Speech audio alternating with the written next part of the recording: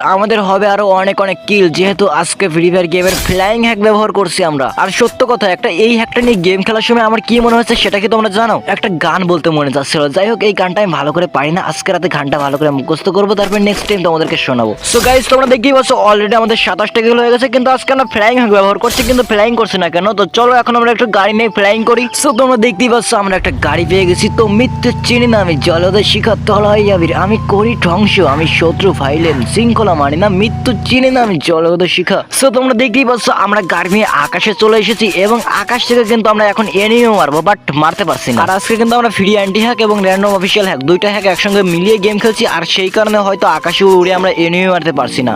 So তোমরা দেখতেই পাচ্ছ আমরা গাড়ি নিয়ে একটু সাঁতার কাটতে এসেছি। সাঁতার কাটতে না তো গেরিনের গাড়িটা ময়লা হয়েছে, আর সেই কারণে পানিতে ধৌত করতে এসেছি। এবং তোমরা দেখতেই পাচ্ছ অলরেডি আমাদের 26টা কিল হয়ে গেছে। তো চলো এখন আমরা একটু পানির নিচে শুয়ে শুয়ে এনিমি মারবো। এখন আমরা এই পানির নিচে